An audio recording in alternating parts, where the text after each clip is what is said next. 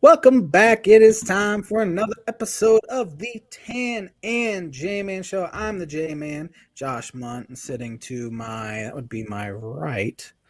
My right is Tanner Lee, also known as a T-Dog around these parts. How you doing out there, Tanner, man? I'm doing good, J-Man. Have a good Easter weekend. Had a pretty good. It's nice weather, good food, good times. I hear you. The Masters Sunday was on Easter Sunday, and doesn't get much better than that for a golf fan on Easter. So How often is it on Easter? It's like once feels every like it's couple of every years or so. yeah every couple of years it feels like it. Yeah. And usually if it's on Easter, you can expect a Spaniard to win. That's what seems That's like so. happens. Yeah. How many holes did they play yesterday? They play 36? The leaders played 30 30, because okay. they finished 6 holes on Saturday. They literally were on TV for like 20 minutes on Saturday by the Yeah. time CBS coverage came on. So, Yeah. Well, they had those terrible storms down there on Friday where trees fell and all of that. And then it sounds like they just got torrential downpours on Saturday. yeah. Yeah. Unplayable. Yeah, it was like 50 degrees, if that, and just downpour. Miserable. I mean, for Georgia, that's just Yeah. freezing. But luckily, they were able to get through it, and it really made for an exciting Sunday. With all things considered. But yeah, pretty fun Masters. We'll get into more detail about it. But I've seen more exciting ones, but I've seen more boring ones as well. So, but I have a birdie or bogey question for you this week. I am Let's one hear it. stroke up, so this is a big one. Jim Nance, as you know, last Monday he called his last Final Four.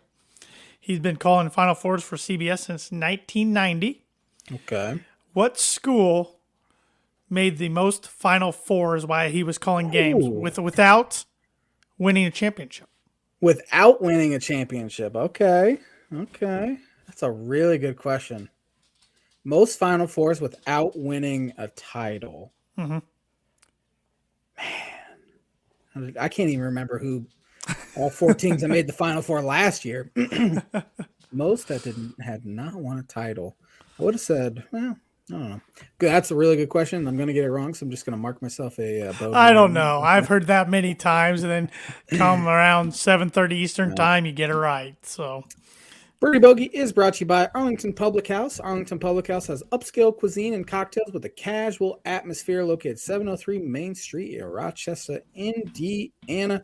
Over the weekend, their weekend special was fish and chips, two beer battered hake, Hake, I don't know, fillets, crispy fries, and your choice of side salad tossed in lemon vinaigrette or creamy coleslaw. I mean, you know my love for coleslaw. that I do, and I like fish and I like seafood, and can't go wrong with fish and chips. I've never had that kind of fish, but I heard from some people that had it over the weekend that was very good. So They've also been bringing out some of the former restaurant there in Rochester, Primo's menu. They had the Primo's the Melt yes, on. I don't know if it's part of their normal menu or if it's just special. It's a smashed burger with Swiss cheese and cheese skirt on a bed of slow cooked bourbon onion jam. Pretty good. Dreddy's and the Arlington Public House became friends with Primo's, so they got some of their recipes when Primo's left Rochester. So they And can continue it on. yeah. Arlington Public. Of course, I moved before it switched to Arlington Public House. It was the other side. Correct.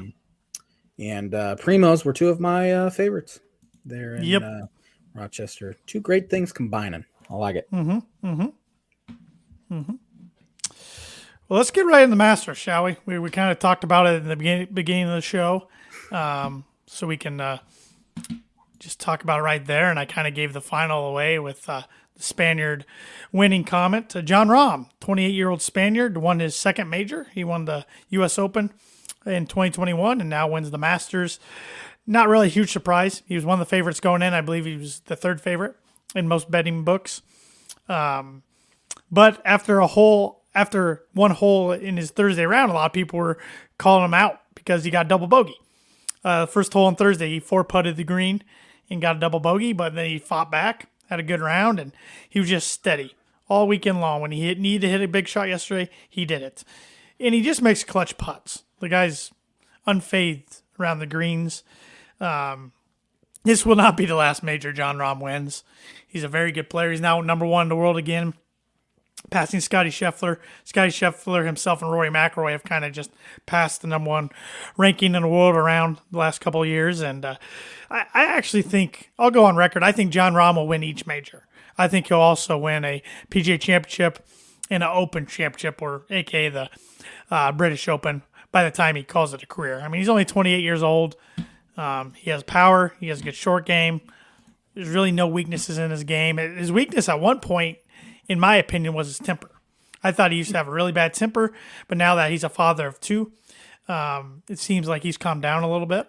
Maturity does wonders, too. Yeah. So next year, the Masters Champions dinner menu will be some Spanish food. The real question is, will Jon Rahm complete the career Grand Slam before Rory does? Man, I want to say no, but it seems like we've been talking about Rory, or like 5 or 6 years ago, we're saying, "Oh, Rory's easily going to do it because he's already won 3 of them." Yeah, he did not play good this week. The J-Man curse is real, and it lives on for at least another year, as he missed the cut. And didn't he make last year? I think he got third in the Masters. Yeah, he struggled, if I remember, the first 2 rounds and somehow made the cut and then went scorched earth right on Saturday and Sunday to get back in it. Which that's how he started Thursday. He started bad, and then he got hot on the back 9 and turned into a respectable round. But then Friday, the wheels just fell off. So he's still looking for that Masters victory that would give him the career Grand Slam. I mean, Rory's been a really good player since 2014, don't get me wrong, but he hasn't won a major since 2014. It's kind of hard to believe. He's won a couple of tour championships, but he can't get over that hump. I just think it comes down to putting pressure on himself now. I mean, he's got to. But he was out, but we had a lot of other big names in the mix. Phil Mickelson. Not many people saw that coming. He has not been playing good golf the last year ever since he joined Live Golf. And he had it this week, but nobody knows Augusta National better than Phil Mickelson. And he was right there in the mix. He shot a 65 yesterday, which is the lowest round by anybody in their 50s in Augusta history. And he was right there, as was his Live Golf, one of his Live Golf brethren, Brooks Koepka, who I think that's what shocked a lot of people. Is usually when Brooks Koepka has a lead in a major on a Sunday, he doesn't lose it. Yesterday he lost it, and his driver was just all over the place. Couldn't hit many fairways. He was recovering all right, but then he wasn't hitting a lot of putts. I think he went 19 straight holes from yesterday morning through the afternoon without getting a birdie until he finally got one. Just can't do that. And once you get behind, like once Rahm flipped his 2-stroke disadvantage into a 2-stroke advantage, it was just hard for Brooks to catch up. And any time it looked like he had some hope, Rahm kind of shut the door. But Brooks will be a contender, I think, in the rest of the 3 majors. And really, I thought this weekend proved to me, okay, you had 17 guys from Live Golf in the Masters. I think 12 of them made the cut, and 3 were in contention. Patrick Reed, I mean, he didn't fish in the top 5, but he fished in the top 10. In my opinion, golf's got to figure out how to give the Live Golf guys world rankings. Because right now, the system that makes world rankings won't give them world rankings. So the guys who are playing in the majors right now are just ones who qualify for the time being. But here in a year or two, unless you're a past major champion, you're probably not going to get in. And the Live Golf, I mean, okay, a majority of the world's best players are on the PGA Tour still, but Live Golf still has also a number of the world's best players. And they got a young stud from Europe who's only like 21, who the world needs to see. So they got to figure that out. It seems like the guys, unless everybody's lying to us, the guys on the tour and Live Golf got along pretty good this week at Augusta. There was no huge drama. They did say Phil and Sergio were pretty quiet at the Champions Dinner earlier that week, more quiet than usual. But I think everybody got along. I know there was a lot of people nervous about that, would the drama overtake Scottie Scheffler's night? But it didn't sound like it did. So got to figure that out because the Live guys can still play in the other majors this year, but we'll see going forward. And Tiger Woods made the cut, so he keeps his consecutive cut streak going at Augusta National. I think he's up to 23, which ties him for the most all time. He's never missed a cut there in his career. Made it right on the number, but then his body just couldn't hold up yet again. Had to withdraw after trying to give it a go on Saturday. And I hate thinking this, but he was 6 over on Saturday through 7 holes. I wonder in the back of my mind if he tries to gut it out if he's in the mix, and not 54th place. Yeah. The guy has nothing to prove at this point in his career, absolutely nothing. He's even been on record saying he's only going to play 5 to 6 tournaments a year, so he's definitely slowing down. It was rough seeing him literally just limp around on Saturday. It's like, I don't know. I don't know if his body can hold up for 72 holes anymore. I don't know if it's true or not, but I saw on Twitter that a screw from his knee surgery had poked through his skin.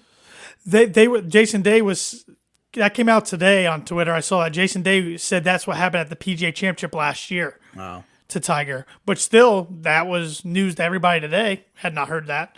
So, yeah, that's not good if that's starting to happen. That sounds painful.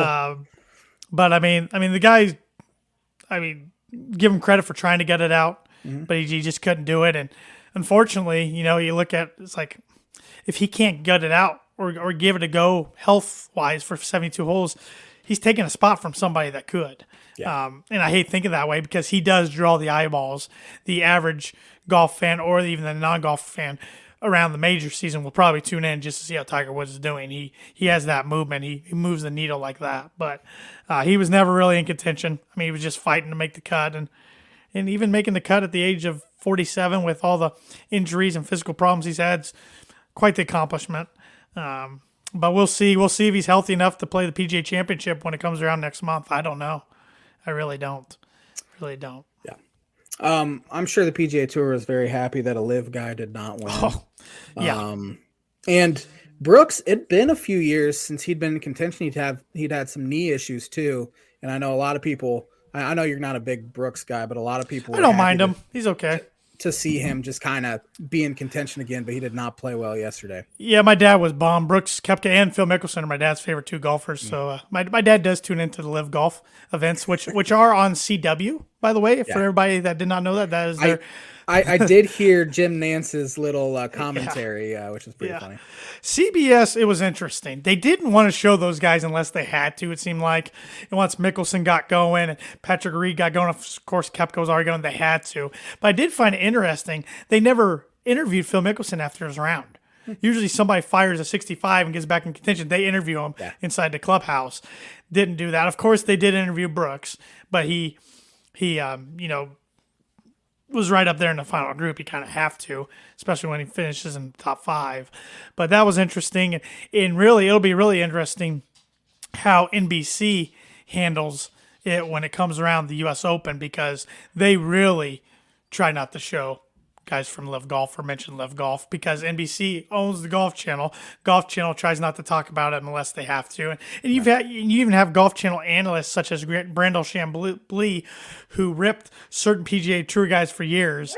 Now he's fans of those guys and he won't say anything nice about the Live Golf guys. So it is an interesting dynamic. It's going to be interesting to follow the next few years. But in my opinion, as a golf fan, they have to find a way to get the live guys who are really good in these tournaments as well going forward because, okay, that's fine if they can't play in the other PGA Tour events, even including the Players, which is the biggest non-major event.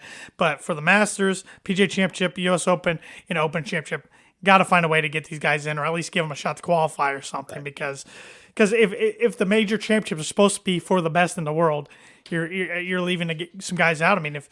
So you're saying you're going to tell me that Brooks Koepka, Dustin Johnson, even Patrick Reed, Phil Mickelson this week. He's not always one of the best in the world, but this week he was. You tell me that you're going to say no to those guys. Even some of those guys draw eyeballs. Right. So just really interesting moving forward. The only part of drama was Sergio Garcia was mad at the media after his round, which not surprising. Sergio always seems mad. He's always mad, and he was blaming the media for stirring this whole rivalry up between Liv and PGA Tour, and the media was going back at him, and it wasn't real pleasant. So one Liv guy who did not play well was Bryson DeChambeau. he has not played well in about 2 years. It's kind of funny, and I like Bryson DeChambeau, but it's kind of humorous. He made a comment a few years ago. He thought Augusta was easy enough it could be a par 67 course. Ever since he made that comment, he hasn't broke 70 at Augusta. So the golf gods are kind of giving him a punch right there. But we will see what happens at the PGA Championship come next month. Maybe it'll be Rory's time to get another major there, but no matter what, he's got to wait a whole another year to win the Masters. So, one question I have: Sam Bennett, who is an amateur golfer, he was in contention up until yesterday. And I know he can't accept any money or he loses amateur status. Do you have to announce you're going to go pro before the tournament? Yes. Before? Okay. Yep. And I believe he played in the Texas A&M Aggie Invitational today, or at least he was planning on it. It's a 36-hole tournament. Of course, in college you have to walk with your clubs and everything. So I'm like, man, that's a grinder. That's a diehard there. Yeah. But he probably don't want to let his teammates down or anything, and he'll be turning pro within the next year. He's a senior, but really cool for him that he was the only amateur out of 7 to make the cut and to be in contention. That's saying something. I can't imagine the nerves there. Hopefully. And a lot of times these amateurs don't really turn out to be great pros once they turn pro, but hopefully he does. Seems like a very nice young man. And I'm glad you brought that up because he was another headliner this weekend. Because that's how Bryson DeChambeau kind of made a name for himself from SMU a couple years ago. He was in contention until the weekend when he was an amateur. That's now not a couple years ago. That was close to a decade ago. It's always because Augusta, Bobby Jones, that's one thing he always made amateur golf a big priority of his. So he's the one who founded Augusta National. So, cool. Yep. I have a word association here, which is Masters related. Cool. I have 15 guys here that finished second. Oh, okay. And finished runner-up, starting with Rory McIlroy, was tied for second last year. I mean, he's on the edge of being one of the greatest all time. He was hot tracked through 2014 to be the next big thing. You're thinking, holy cow, how he's got to win double-digit majors, and it just hasn't happened for him. But he's the face of the PGA Tour now, I would say. Aside from Tiger, Tiger will always be the face as long as he's playing. But as an active golfer, Roy's the face, and he's got a lot of fans, but he's got a lot of haters too. But I don't mind Rory. I don't have a problem with him. Will Zalatoris. He was in the news today. He actually, his back injury flared up at Augusta, and he ended up having surgery over the weekend, and he's done for the season. So which really stinks because he's a young talent in the PGA Tour that's been real close to winning a couple majors and just hasn't yet. He only has one tour victory, but he's always around when he plays. He's a pretty good player, and hopefully he can get healthy soon and get back out there next year. Cameron Smith. Yeah, Cam Smith, a guy I picked to win. He did make the cut. He's a live golf guy that did make the cut, but he was really never in contention this week.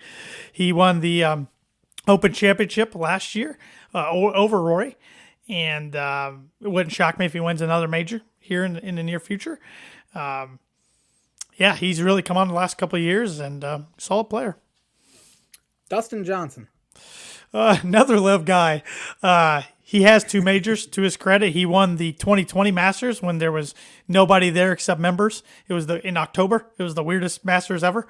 And he also won a U.S. Open. He could add 1 or if not 2 more majors.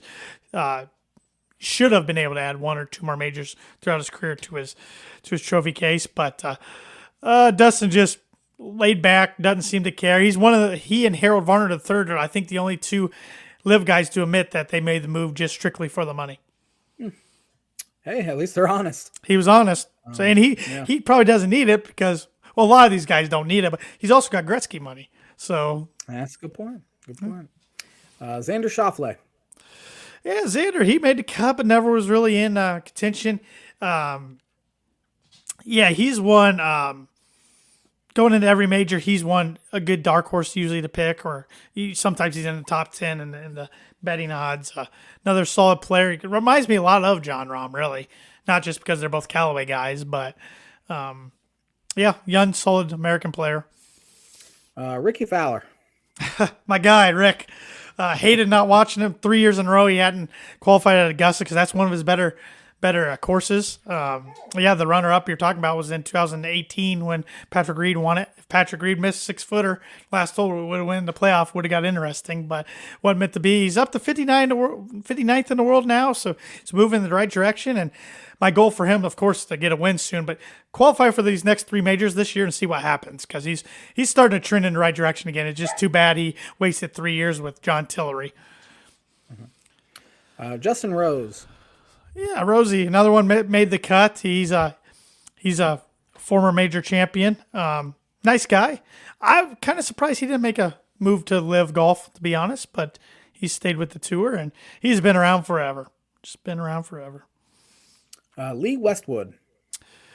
Live guy who was not in the Masters this year. He had more runner-ups there for a while than anybody, and for a certain stretch of years. Was always knocking on the door, but unfortunately, I think Father Time has passed him. I don't think he's got to get a major championship, and now he's over and live and just making money. Yeah. Jordan Spieth. Jordan made a run at it yesterday. He was on fire. He and Phil were playing in the same group, and then hole 18 got Jordan again. It's kind of like in 2018. He was making a move towards Patrick Reed and hit a really bad drive on hole 18 and got a bogey. He did the same thing yesterday. It was really odd. The commentators were even talking about it before he teed off, and then it happened again. But when Jordan gets the putter going, he's still as dangerous as anybody, but kind of like Rory, hasn't won a major in a while, and he's looking for that career Grand Slam still at the PGA Championship, so he'll be a headline story next month. Mm-hmm. Phil. One of the greatest all-time ever to do it. Oldest major champion in history when he won the PGA Championship 2 years ago at the age of 50. Of course, he didn't play in a lot of majors last year because he felt bad about what he said about the Saudis before the Live Golf even got going, so he stepped away. Crowd was still roaring for him pretty good over the weekend, though, and like I said, it was exciting to see him play by far his best week of golf in the last year. And, he's still doing incredible things on the golf course at the age of 52. So, Jonas Blixt. Wow, there's a name I forgot. I don't even know where he's at anymore. I don't think he's with Live Golf. I don't think he's on the tour anymore. He was a Cobra Puma guy that looked like he was going to be a young up-and-comer and got off the hot start and then never really came to fruition. I'm not even sure he ever got a tour win, to be honest. Couldn't even told you he got a runner-up in the Masters. So, yeah, I don't even remember what year it was now that I think about it. Is it Angel Cabrera? Angel Cabrera? Angel Cabrera, multi-time major champion. I don't know if he still is, but one time he was serving jail time. Okay. And I don't remember exactly what it was for either. So interesting. Louis Oosthuizen. Louis, Live Golf guy. He did not make the cut. He actually withdrew, but he was not going to make the cut. But he's one that he's won once. He won the 2011 Open Championship, but a guy who could have so many more. He's kind of like Lee Westwood. He's been runner-up many, many times. Age is starting to catch up with Louis, but he's a good player. Good player. Adam Scott. Scotty had a good round 1 this past week. Then he couldn't keep it together, but he's another one that's only a one-time major champ, I believe. He almost should have won the Open Championship 1 year and didn't. But I always like Adam Scott. We actually said he just tinkered with his equipment, so he was surprised he played as good as he did on Thursday because he literally changed like the shafts in his driver and irons, switched wedges, switched golf balls, and then, so he said he was trying to get used to it as he was out there, but it worked for him. Why do you guys do that? That's when you know you're playing really bad and you're looking for anything to work. And sometimes, like as a not very good amateur golfer like I am, sometimes if I'm not putting well or not hitting a driver well, if I can just get a different driver, different putter in my hands, it gives me a whole new confidence. Even though a lot of times it's not the equipment, it's me. But sometimes your brain, you gotta like what you're looking down at, if that makes sense. Makes sense. Yeah. Last one here, Kenny Perry. Oh, Kenny, heartbreaker. He was at 2-stroke lead, I think, with 2 holes to go, and then lost in the playoff to Angel Cabrera. Kentucky native, never won a major. He's doing all right on the senior or on the Champions Tour now, but that was his one shot. And I remember going to, I think my dad and I thought it was over pretty much, so we went to play golf that evening, and then found out while we were in the golf course that he choked it away and lost in the playoff. And we were kind of bummed because he's a good guy, and that was his one chance. But that's fun. I like that. A lot of guys I haven't talked about, especially Jonas Blix. I don't know the last time I thought about Jonas Blix. So and that is the Word Associated segment, which is brought to you by Proforma Print 2 Promo Group. If you're looking for a trustworthy, dependable resource for your next trade show, company picnic, or sales meeting, Proforma Print 2 Promo Group has over 50 years combined experience in promotional products and commercial print. They strive for fast and efficient response to all your print needs. You need to look no further. Let them be your one source print and promotional company by giving Barbara Van Weinsberg a call today at 574-210-3815, or you can email her at barbara.vanweinsberg@proforma.com. You want to talk national championship real quick? Kind of forgot about it. It was I did not watch much of it, but we can talk about it. I did not watch the second half, but that was one of the most dominating runs I've seen a team have in the NCAA tournament. UConn Huskies won by double digits every single game, just blowing teams out. It was an incredible run. Yeah, blowing teams out. Now, I mean, I still haven't heard too many people call him a blue blood, but I don't know what the definition of a blue blood is if you don't consider a program who's won 5 national titles since 1999 a blue blood. Mm-hmm. They've been in the national championship 6 times in their school history, and they've won 5 of them. That's pretty incredible. They were a team that started the year unranked in the preseason, and then they got hot and climbed up way in the rankings. Then they kind of hit a roadblock, lost 6 of 8 games, and a lot of people forgot about them. But they were seeded perfectly for themselves and found a good path. And like you said, just dominated everybody that came in front of them. And Hurley can coach. It'll be interesting to see where Connecticut goes from here. This is my opinion of why a lot of people probably don't consider them a blue blood, is because after they win the national title, they either seem to miss the tournament for a couple of years, or if they get in, they don't get past the second round. They're an early exit. But maybe it'll be different now with Hurley behind the helm. Yeah, Dan Hurley is a proven program builder. Started out, I don't even remember where he started out, but then he ended up at Buffalo. Was it Buffalo? Pretty sure it was Buffalo. Yes. And now he's obviously at UConn. But he took over some bad situations. Rhode Island, not Buffalo. That's right. His brother was at Buffalo. Yes. Yep. Started at Wagner, where his first year he went 13-17, second year went 25-6, then went to Rhode Island. First year he went 8-21, was there 6 years, and his final 2 years won at least 25 games, made the NCAA tournament.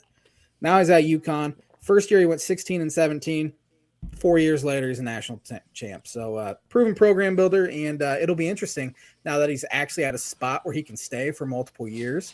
Because some guys can prove that they can build a team. It's all about sustaining it now, and Hurley hasn't been anywhere long enough to sustain winning. He's been I'm gonna wait till Tanner gets his headphones back on. What I was saying is Hurley hasn't been. He's a proven program builder where he's there 5 or 6 years and gets them to the pinnacle of where they can get, the ceiling of where they can get. Now it'll be interesting if he can sustain winning, because he hasn't had to do that yet. Which some guys can build a team and then kind of just taper off. This is a weird comparison, but Theo Epstein, for example, could build a team. Red Sox 2004, and then they won in 2007, but kind of flatlined. Cubs built him all the way up 2016, never got better, and he even said it himself. He's really good at building, and he's terrible at maintenance. So it'll be interesting to see if Dan Hurley can be good at maintenance. It's kind of like guys like that are good when there's no expectations. And then when the expectations come after you've had success, then they kind of struggle.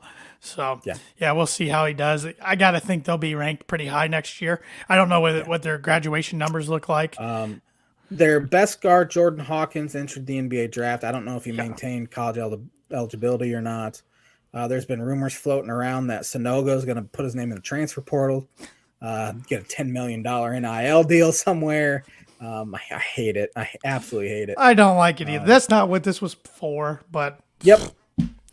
It's supposed to be players were supposed to get a kickback from a billboard or jersey or stuff like that. Now money it's just off their name, which I'm totally for. Now it's just a free for all. Yep. I mean, the student of student athlete is yesterday's news, unfortunately. Yep. For major sports, I should say, not for every sport. Yeah. No wonder a guy like Jay Wright wanted to get out. Yep. He could. Yep. So. But college basketball has come and gone, and I'm laughing. I know we kind of mentioned this last week. You guys got to laugh at these way too early top 25 polls because we don't even know. I mean, guys are still entering the portal every day more and more, and we don't know who's going to be on whose team till probably July. So I know Purdue and Illinois both added guys yesterday. Yes, over the weekend and today. So they both rated the Southern Illinois salute. Yeah, they did. They did. Carbondale is not going to be a popular place for Illini fans or Boilermaker fans. Yep. So we'll see. But it was a interesting college basketball season. I still enjoyed it for the most part until the tournament itself. But I'm going to enjoy the spring in college football before the nerves of being a college basketball fan come up again. I enjoyed it in November, hated it in December, enjoyed it in January. Mid-February, I started hating it again. And that carried on to the end of the year. So roller coaster. Yep.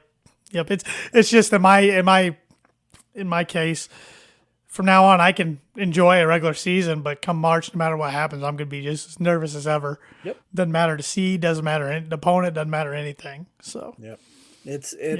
Again, it felt better being a 9 seed than it did being a 1 seed. They're just, if they won, great. If they lost, it's over. Where 1 seed, you're trying to win a national title. There's no silver lining if you lose as a 1 seed. Hey, and 9 seed Florida Atlantic proved this year you can still make a Final Four as a 9 seed. Yeah. Chips fell their way big time, but hey, that's part of it. That's part of it. A lot of times making the runs luck. A lot of times. Yep. So, yep. So, but it's going to be weird without Jim Nance next year calling the Final Four in the national championship game since he's done that since 1990. I personally like Ian Eagle more than Jim Nance. He does a good job on college basketball and on the NFL, really. Is Nance still going to do the Masters and that kind of stuff? Yeah, he'll still do golf. Yep, he'll do and he doesn't call every golf tournament. CBS does. He calls a majority of them. But yeah, he'll still do golf and NFL. So he's still got a pretty good gig going on. Yeah. Which he's got a young kid too. People forget about that. He's got a young kid. He doesn't really do college basketball until March anyway. No, he doesn't. I mean, he works three college basketball weeks pretty much. Yep. So. Yep, that's true.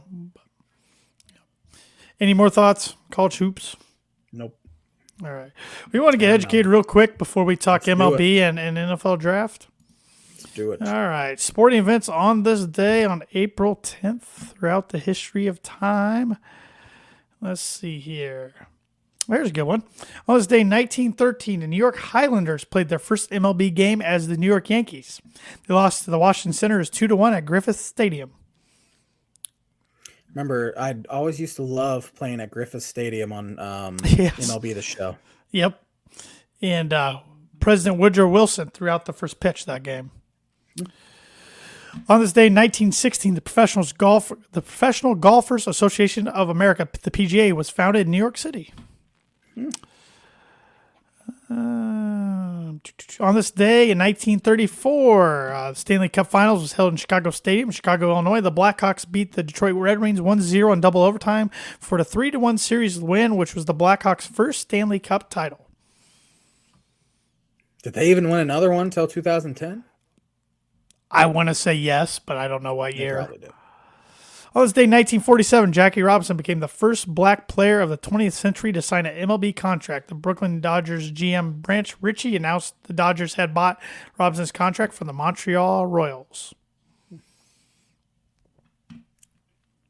On this day, 1949, the 13th U.S. Masters tournament was held. Who won the green jacket? 1949? Yes. Sam Snead. It was Sam Snead. Won his first of 3 green jackets. Who won the NBA championship on this day in 1953? 53? Was it the Minneapolis Lakers? It was the Minneapolis Lakers. They beat the New York Knicks 91-84 in a 4-1 series victory. Their 5th title in 6 years. And did you look at this on this day earlier? No. Nope. Don't even have it pulled up. All right. This is pretty 2 for impressive 2. so far. Who won the 19th Masters on this day, 1955? 55 was that 55. I've heard of Sam Snead. Who was the other guy that back in the I have no idea. Yeah, I think you were trying to think of Ben Hogan. Ben Hogan was runner. I He was. was runner up in this one. A guy named Kerry Middlecoff beat him by 7 strokes. Who won the 9th NBA championship on this day, 1955? 55? I don't even know who was in the NBA. I'll give you a at that time. hint. Both of these teams are not in the league anymore. Not in the league, or did they move somewhere? Oh, they moved. Good point. They moved and renamed and stuff. I have no idea. The Syracuse Nationals beat the Fort Wayne Pistons 4-3. Fort Wayne Pistons moved to Detroit. Yes, they did. That's why. Yeah, the Nationals became the I think Philadelphia 76ers eventually down the line. I think. All right, I'm gonna skip a few Masters. 1960, Arnold Palmer won. 1961, Gary Player won. Let's see. On this day, 1971, the Philadelphia Phillies opened their new home Veterans Stadium with a 4-1 win over the Montreal Expos. 55,352 was the largest crowd ever to watch an MLB game in the state of Pennsylvania. Huh. Yeah, Veterans Stadium obviously wasn't around that long because they ended up demolishing it in 2003, 2002, Yep. something like that. Yep. On this day, 1977, Tom Watson won his first of 2 Green Jackets. On this day, 1978, the formation of Major Indoor Soccer League was announced. I thought that was going to be the MLS. That's why I was reading it, and it was not. Okay. On this day, 1983, Baltimore Orioles' Eddie Murray got his 1,000th career hit. Yeah, quite a few more after that. Yes, he did. On this day, 1988, Sandy Lyle claimed his second major title with the Green Jackets. Who won the Masters in 1994? 94. They did show this guy on TV yesterday. I have no idea. Spain's Jose Maria Abasabal. It was his first of 2 Masters titles. He also won one in the year 2000. You could have given me an infinity amount of guesses. Who won the Masters in 2005? 05. I'm just going to throw out Tiger. Tiger Woods won his 4th green jacket on a 1-hole playoff over Chris DeMarco. That was the year he had the chip on 16 where the ball stopped for a half a second. The Nike logo shows, then it falls in. They show it every single year. Yep. And on this day in 2011, who won the Masters? 2011. I should know this because I looked up the runner-ups. Don't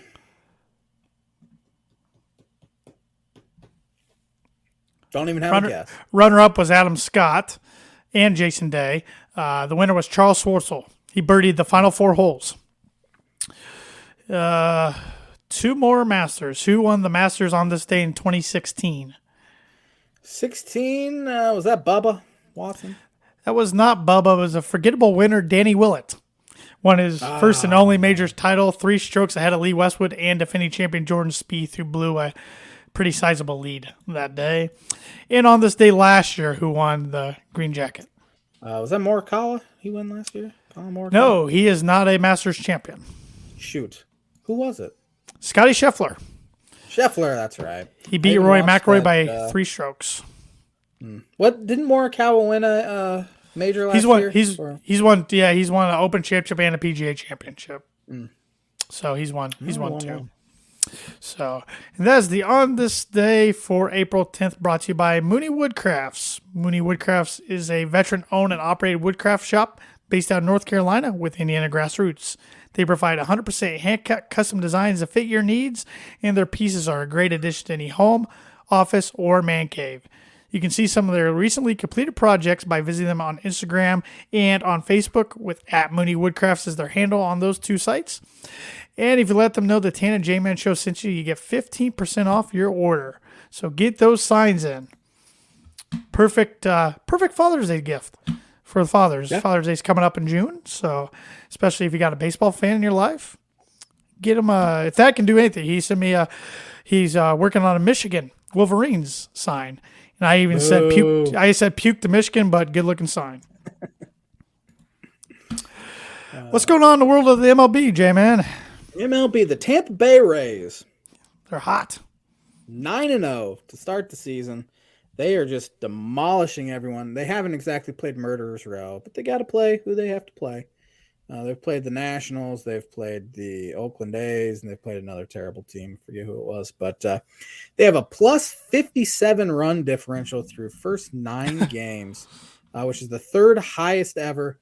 Only the St. Louis Maroons in 1884 and the New York Gothams, which that's a really cool name. In 1884, cool had a higher run differential through 9 games.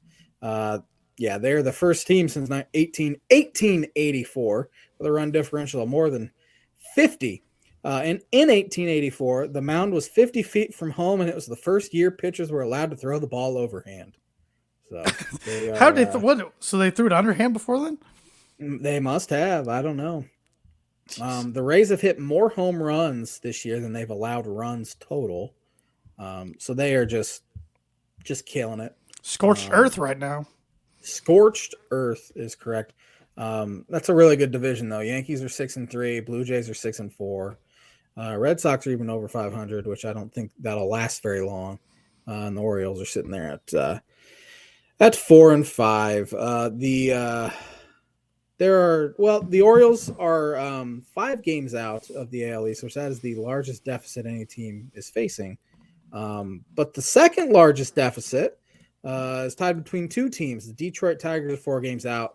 They have been the worst team besides the Oakland A's in baseball this year. St. Louis Cardinals are 4 games out of the division already. It's obviously stupid. Enjoy it now. I'm enjoying it while I can. The Milwaukee Brewers are 7-2. They've been the second best team in all of baseball so far. They're pitching really well and they're hitting. It's been kind of annoying so far, but only 9 games in. It's bound to change significantly. Cubs had a pretty good week. They went 3-2 this past week. They're pitching really well. Their offense is starting to heat up a little bit. They have the lowest team ERA in the National League as far as starting pitchers go, 3.13 ERA. Their top 2 guys, Justin Steele and Marcus Stroman, to start the season, have only given up 1 earned run in 24 innings. They've given up 56 combined balls in play so far, and neither guy has given up a barrel yet. So soft contact. They're striking guys out. And Justin Steele is one of the more underrated pitchers in all of baseball so far here the past couple years. Since June 29th of last year, he is second in baseball in ERA for a starting pitcher. He has a 1.49 ERA since June 29th of last year. The only guy with a better ERA is Justin Verlander, who was at 1.26. So he has turned into one of the very rare homegrown starting pitching prospects who actually turned out to be pretty well, to pitch pretty well. Offense is playing well. I really like Dansby Swanson. He just brings that kind of winning pedigree with him, and he's played hard, played great defense, and he seems like a fantastic leader as well. And it's helping that he's hitting so far too. He's hitting 375 right now. Ian Happ's been great as well. He has an OPS over 1,000. Patrick Wisdom, only 25 or 27 plate appearances so far, but it looks like he's made some pretty significant adjustments, and he's their leader in homers with 3. They've only hit 7 as a team, which is 13th in the National League. So far they've been doing what they've had to do in order to win games. Pitch well, play great defense. They're making contact. They're not going to slug a whole lot. Sounds like Seiya Suzuki should be back here at the end of the week when they go out west to LA, which that'll be obviously an added bonus to this lineup that is 3rd in the National League batting average, but they're 12th in slugging. So they'll need some more slug. So hopefully he'll come in and play well right away. But as I said, Steele, Stroman have been fantastic. Jameson Taillon is 0-2 already, but his peripherals look so much better than his actual number suggests. Seems like he's been very unlucky. Their bullpen's been fantastic. Michael Fulmer, who's their closer, struck out 7 guys in 3 1/3 innings. Keegan Thompson's been great. Mark Leiter Jr. has been good. Adbert Alzolay has been good. Brad Boxberger's been good. So they just if they keep improving and playing to their strengths, they should be in contention, especially with the added wild card team come trade deadline. So, but elsewhere around baseball, we have the Braves leading the NL East, which is probably where they'll stay. The Arizona Diamondbacks and San Diego Padres are tied atop the NL West. The LA Angels and Texas Rangers are tied atop the AL West. I'm rooting for the Angels. I think everybody is, to be honest. Yeah. Trout and Ohtani deserve to get in. Minnesota Twins leading the NL Central. White Sox are 5-6. They did win if the Angels are out of it by trade deadline or look to be out of it and looking to sell, do you think there's any chance one, if not both those guys get traded? Trout is probably very unlikely because his contract's huge, but Shohei Ohtani is a free agent, so I'm sure he'll be on the chopping block. And there was a report, it's from Bob Nightingale, so you got to take it with a grain of salt, that said the Cubs are the sleeper to sign Shohei Ohtani this offseason. They were the only team outside of the West Coast that made it onto his preferred team list when he was coming over from Japan. Likely he'll stay out on the West Coast anyway, and I hate Bob Nightingale for getting Who my is hopes that? up even a Who's Bob smidge. Nightingale? He's probably the worst. Whatever he says on Twitter or wherever, it usually the exact opposite happens. So that's why I said take him with a grain of salt. I think he's a Sporting News. I didn't even know the Sporting News was still a thing. He's a Sporting News writer, I believe. But then John Heyman came out today and just squashed it and said he'd be shocked if the Cubs even make a run because they don't spend money. So he's speculating as well. No one knows anything. Yeah. But I'd be tickled pink if Shohei Ohtani is a Chicago Cub next year. Got a whole season to go, but are already looking towards the offseason. But that's when the real season starts. The offseason. That's true. That's what Reds fans say. Is what they say, and they're hoping it gets here sooner rather than later. Although they're hanging in there, 4-4. But I see Votto's not hitting good in his rehab assignment. Yeah, Votto did not hit good at the major league level last year, and he's now not hitting good at the AAA level. So he's probably at the level where his skill set is. That's where his skill set is now. It's AAA. Yep. I think that's about all I got for Major League Baseball this week. NBA playing games. Who you got? Who you got tomorrow? Hawks or Heat? So, do you know how it works? Because I don't know how it works. Is it single elimination? Yeah, it's like when you're in. When you're in, you lose, you're out. It's a one gamer. So Heat and Hawks play for the 7-8. Yep.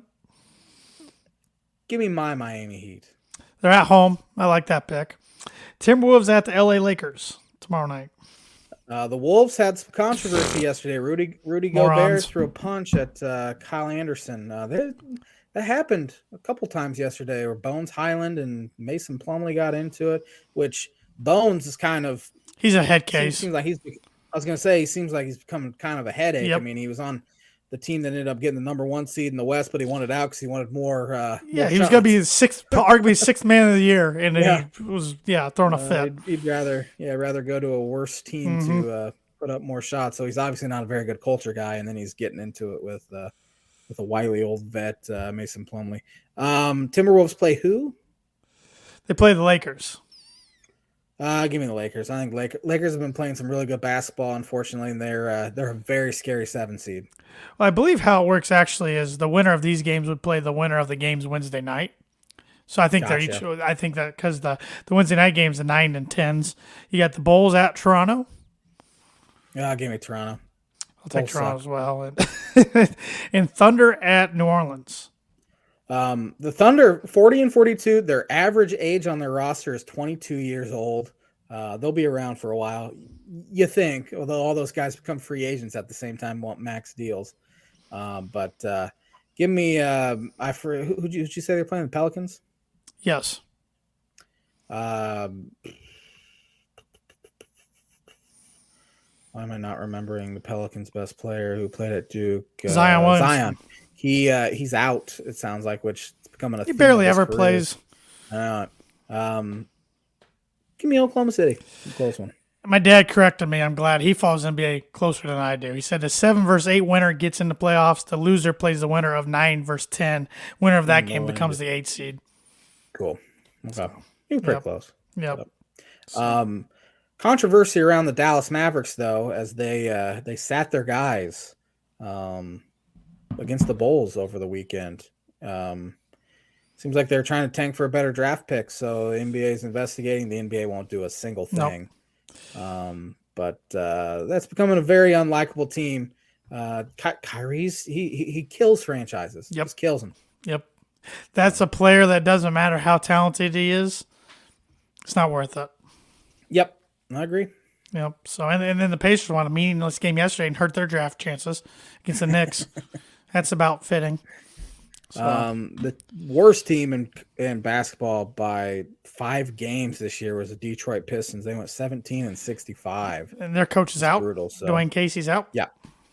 So they have the best odds to get that Victor Wembanyama or whatever his name is, who is arguably the best draft prospect in NBA history, according to some. I'm just looking forward to in a few years when the Sonics had the number 1 pick. Yeah. Well, that means they weren't very good unless they're an expansion team. They got to be expansion. Yes, they got to be expansion. So. And even then, they'll probably have number 1 pick because they probably won't be very good right away. So, yeah. So. All right. Well, I finally got around to doing a mock draft. It's my first of probably what will be 2. I'm not going to do 3. I don't think that would be doing 3 pretty close together, but I'll do one the week of the draft. But here's my first mock draft. I do, once again, for anybody who this is the first time you're seeing or hearing my mock draft, I don't do trades. That gets too complicated for me. And I know this is unrealistic that there would be a first round with no trades, but that's just how I do it. So I think a lot of people, their favorite part of the mock drafts is to see how you pronounce some of these guys' names. Oh, absolutely. Absolutely. There's a couple out here that are going to be fun. First pick, Carolina Panthers. They got this from the Chicago Bears in a trade a month or so ago. I have them taking C.J. Stroud, quarterback from Ohio State. I've seen him projected number 1. I've seen Anthony Richardson projected number 1. I've seen Bryce Young projected number 1. I think Stroud's the best of the 3, but that's just my opinion, and I don't know much. So, number 2, the Houston Texans. I have them getting their quarterback of the future, Bryce Young, quarterback from Alabama. Number 3, the Arizona Cardinals. It would not shock me to see them trade this pick, but like I said, I have them staying put. I have them taking Will Anderson, edge rusher from Alabama. Number 4, Indianapolis Colts. I have them taking a quarterback like I did in my bold predictions for 2023. Have them taking Anthony Richardson, quarterback out of Florida. Maybe the most physical, gifted quarterback out of them all. I just don't think he's a very good quarterback, but I think he will go in that range for sure. Number 5, Seattle Seahawks got this from trade with the Denver Broncos last year. I haven't taken Jalen Carter, D lineman from Georgia. A lot of people thought he might go number 1 if the Bears stayed there. And then some of his workouts, he tends to slip. And some of the experts, some have him going sliding down to the Bears at 9, but I have him going 5 to Seattle. Number 6, Lions got this from a trade from the Rams. Have him taken Tyree Wilson, edge rusher from Texas Tech. Number 7, Las Vegas Raiders. I have them taking cornerback Christian Gonzalez from Oregon. One-time Purdue commit. Darn it. Number 8, Atlanta Falcons. This was a tough one. I have them taking Lucas Van Ness, edge rusher from Iowa. First non-Ohio State guy to go out of the Big Ten. He is dating. It is the sister of... Shoot. It is the sister of... I'll look it up. I literally just saw it today. Number 9, Chicago Bears. They got this with the trade from Carolina. I have them getting Peter Skoronski, hometown kid right there, offensive tackle from Northwestern. So maybe that's just a hometown pick I like to throw in there. Number 10, the Eagles. They get this from the Saints. I got them taking Paris Johnson Jr., offensive tackle from Ohio State. Number 11, Tennessee Titans. I could see them trading, maybe going quarterback here, but I have them getting Tannehill a weapon in Quentin Johnson, wide receiver from TCU, national champion runner-ups. Number 12, Houston Texans. They have this pick from a trade from Cleveland. I have them getting a home state boy and Bijan Robinson, running back from Texas. Number 13, New York Jets. I have them getting some help for probably Aaron Rodgers, some pass rush help here. Broderick Jones, offensive tackle from Georgia. Number 14, New England Patriots. I have him taking Devin Witherspoon, cornerback from Illinois. Not let him fall to 14 for one. I don't think he will fall that far. But I hope he does, just to spurt you I now. would hate him in New England. Number 15, Green Bay Packers. I have them getting Jordan Love or whoever their quarterback is, or maybe Aaron Rodgers, whoever it is, some help with, finally, some wide receiver help with Jackson Smith. I can never pronounce his name. Yeah, Njigba, wide receiver from the Ohio State. A lot of Ohio State guys in this mock. Lucas Van Ness is dating Cole Kmet's sister. Oh, okay. Old Notre Dame. Yeah, Notre Dame tight end. Number 16, Washington Commanders. I have them getting some offensive line help. They really need it. Darnell Wright, offensive tackle from Tennessee. Number 17, Pittsburgh Steelers. I think Steelers fans would love this pick. I have them taking Joey Porter Jr., cornerback from Penn State. Sure. His daddy played there. He was a really good player at Penn State in his 3 years there, so Steeler fans would love that if he fell there. Number 18, Detroit Lions. I have them get some pass rush help, taking Miles Murphy, edge rusher from Clemson. Number 19, Tampa Bay Buccaneers. I know they went and got Baker Mayfield, but I think he's a bridge gap for this guy, Will Levis, quarterback from Kentucky. Number 20, Seattle Seahawks. I have them taking Nolan Smith, edge rusher from Georgia. 21, I have the Los Angeles Chargers taking Brian Branch, safety from Alabama. 22, Baltimore Ravens. They just got Odell Beckham Jr. over the weekend. I have them getting another wide receiver, though, really trying to reel Lamar back in. I have them taking Zay Flowers, wide receiver from Boston College. 23, Minnesota Vikings. I have them getting some defensive secondary help. They lost Harrison Smith and some other guys. Have them getting Deontay Banks, cornerback from Maryland. I have another cornerback going off the board at 24 to the Jaguars, Cam Smith from South Carolina. 25, the New York Giants, the G-Men, getting Daniel Jones, some wide receiver help here. Jordan Addison, wide receiver from University of Southern California. 26, the Dallas Cowboys. I have them taking a tight end from Utah, Dalton Kincaid, I think is how you pronounce that name. Number 27, the Bills. I have them taking Osiris Torrance, offensive lineman from Florida. Number 28, the Cincinnati Bengals. They like Notre Dame tight ends. Tyler Eifert years ago. I have him taking Michael Mayer. He's an absolute stud, tight end from Notre Dame. 29, New Orleans Saints. Got this from San Francisco, and then that was from San Francisco through Miami and Denver. I have him taking Maisie Smith, D lineman from Michigan. 30, the Philadelphia Eagles. I have him taking Emmanuel Forbes, cornerback from Mississippi State, although I'm not too confident he'll be there at 30. And 31, I got the Kansas City Chiefs taking Anton Harrison, offensive tackle from Oklahoma. Yeah, only 31 picks in this draft because Dolphins owner Stephen Ross decided to break some rules. I was wondering earlier, I'm like, why is there only 31? Oh, yeah, Rossi decided not play fair. Had to show up on a yacht with old Thomas Brady. And bada bing, bada boom, Dolphins have 0 draft picks. Oh, I gotta love it. I'm right there with you. My team doesn't have a pick till the 3rd round. So, Yep. So we'll see. We'll see how much my next mock changes from here to then. But enjoyed putting that one together. 2-ish weeks from Thursday? 2 weeks from Thursday, yep. So I won't do one next week, but I'll have one the following week. So we'll see how much changes by then. We'll probably have a good idea who I goes have number not one done by a then. book it yet, real quick. You haven't? This will be the J-Man's Book of Prediction of the Week. Yeah, the Bulls lose and they get booted. J-Man's Book of Prediction of the Week brought to you by Indiana Farm Bureau Insurance Agent Travis Watching for life, home, auto, business, renters, workers' comp, and farm insurance. Contact Travis 219-869-4561. His email is travis.watching@ifnfb.com. All right, Jim Nantz is done calling the Final Fours and National Championship games. He's done it for CBS since 1990. What school has appeared the most in Final Fours that he has called but never won the national championship that he's called? Michigan. You are tied with me, my friend. It is Michigan. Yes. 4 times. Yes. Because I was thinking, who's been in it recently and lost? And I remember Michigan losing to Nova and losing to Louisville, and then I know they lost the Fab Five here. Michigan 4 times. Yes. Wisconsin, Ohio State 3 times each. I almost said Ohio State. I almost did. All right, bonus. This isn't a bonus for anything, but who won the most championships that Nance called?